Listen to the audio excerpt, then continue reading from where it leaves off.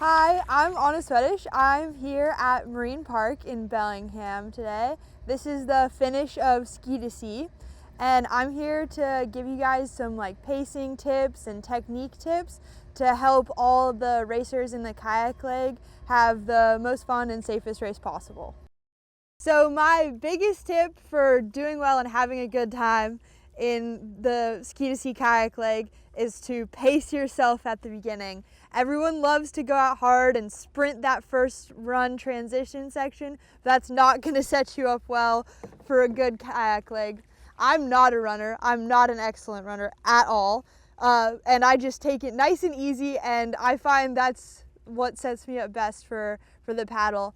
The most technical part of the paddle leg is going to be when you come around that break wall out of the harbor. That's where we saw a lot of people swimming last year. So to avoid that, I would say try and keep your heart rate really under control in that first section. Don't panic, don't get all anxious and nervous and sprint that first bit.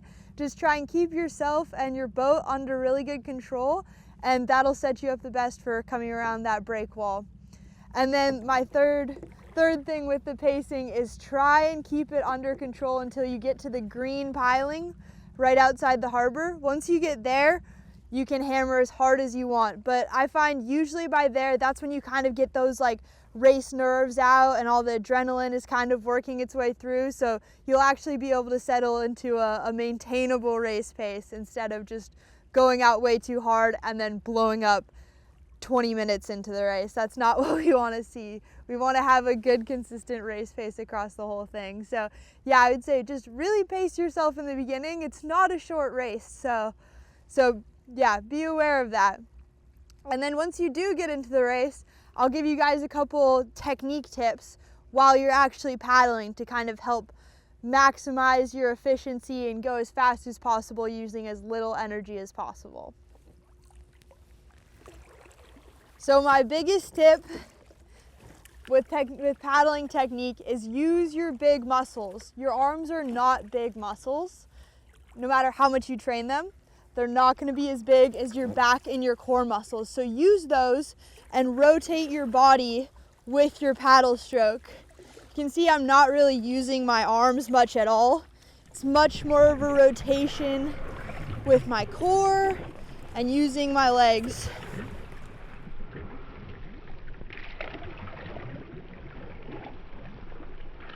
All right, when I'm paddling out there, when I'm racing, I'm really focused on trying to power my stroke through rotation, not just pulling my arms. So what I'm thinking about is turning my chest with my paddle, trying to use those big back muscles and my abs and core muscles, and even my legs a little bit if I can, just really trying to power my stroke through that turning of my body, because my arms are going to fatigue real quick out there if I'm not trying to use other muscles also.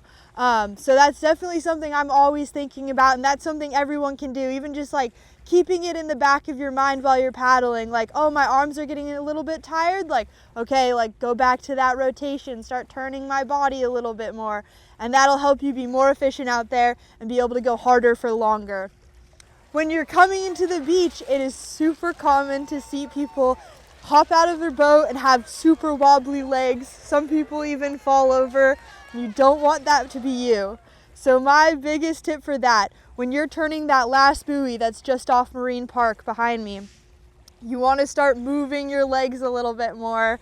Try and pull them out of the knee braces if you're in a sea kayak, or if you're in a surfski, start just pushing your leg with your legs a little bit more. Get some blood flow back in there so you're ready when you get to the beach, because there is a little bit of a run at the end and it can be uneven. So you want to just make sure your legs are awake after that paddle.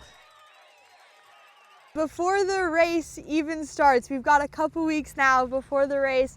This is the time where you want to be practicing and knowing that if anything happens, you can get back in your boat. So if you're a beginner paddler, if that means bringing a paddle float, making sure you have a good PFD that you're comfortable wearing. If you're in a surfski, making sure you have a good leash and know how to get back in your boat. Now is the time to practice. If you live in Bellingham or around Bellingham, get out on the bay. It's a lot different than a lake. There's a lot of wake from boats. There's always a little bit of wind. So getting out here and knowing you're comfortable before the race will increase your confidence and allow you to paddle harder and make it safer for yourself and everyone around you. When I'm racing, I try and enter what I and many athletes like to call the pain cave. You know it hurts, it sucks, but you try and be happy there. Not even happy, but just like you're gonna be there for the next, hour or so, or however long it takes you, and you just get comfortable there. You acknowledge that it hurts, but you just stay there.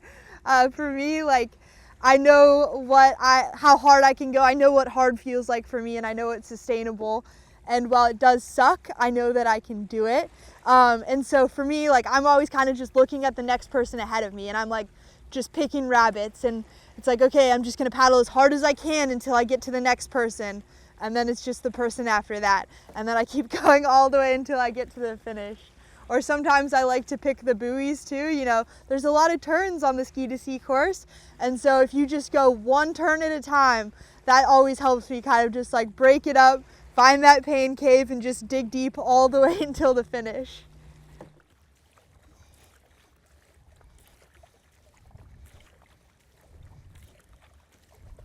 Thanks for joining us and watching this demo. I hope it was helpful for all of you. I am super excited to see you guys all out on the course in a couple weeks, and good luck, everyone.